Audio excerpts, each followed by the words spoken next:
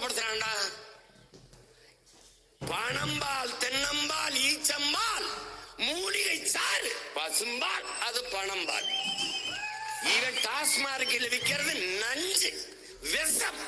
விஷத்தை விற்கிற முதலாளி பனம்பால் தென்னம்பாலை நஞ்சு என்று சொல்கிறார். இதை நம்பிய தமிழ் சமூகம் கேவலம் ஒன்னா வெளியேற்றி வந்தவன் உழைப்பிலிருந்து உன்னை வெளியேற்றான். இதுக்கு பெரிய வேலை 100 நாள் வேலை.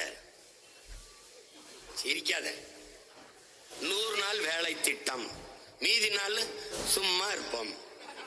தம்பி, 80 கோடி மக்கள் ஏழை. இந்தியா இந்த பட்டினி கிடப்பவர்கள் நாட்டில் மிக முதன்மையான இடத்துல.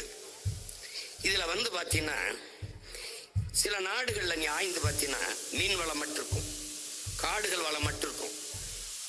சில இடங்கள்ல சின்ன சின்ன வளங்கள் மட்டும்தான் இருக்கும்.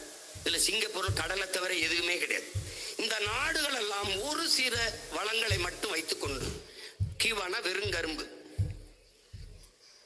இப்ப பிரேசில்னா மாடு கரும்பு, டென்மார்க்னா மாடு, இந்த மாதிரி சின்ன சின்ன வளங்களை வைத்துக் கொண்டு வளமையாக செழிப்பா வாழும் போது எல்லா வளங்களையும் வைத்துக் கொண்டு சில நாடுகளை பனி அடர்த்தியா கொட்டும், சில நாடுகளை மழை அடர்த்தியா பெய்யும், சில நாடுகளை வெயில் அடர்த்தியா அதிகமா அடிக்கும். ஆனால் எல்லா பருவநிலையும் மிகச் சீராக இருக்கிற ஒரு தேசம், ஒரு நிலப்பரப்பு இந்தியா. கடல் இருக்கு, மலை இருக்கு, நிலம் இருக்கு, காடு இருக்கு, எல்லாம் இருந்தும் உழைக்க அளப்பரிய மனித ஆற்றல் இருக்கு. எல்லாம் இருந்தும் என் நாடு பிச்சை எடுக்குதுன்னா காரணம் என்னன்னு நீ கேட்டுக்க. உழைப்பில் இருந்து உன்னை வெளியேற்றி சும்மா உட்காரு, உனக்கு சம்பளம் தாரன்ட்டான்.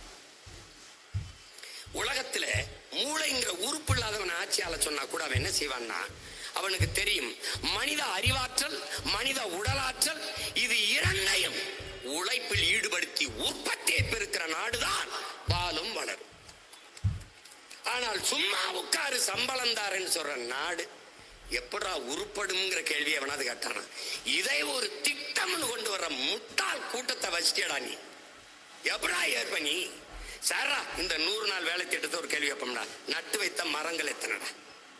நட்டு வளர்த்த மரங்கள், தூர்வாரிய ஏரி குளங்கள், சீரமைத்த சாலைகள்.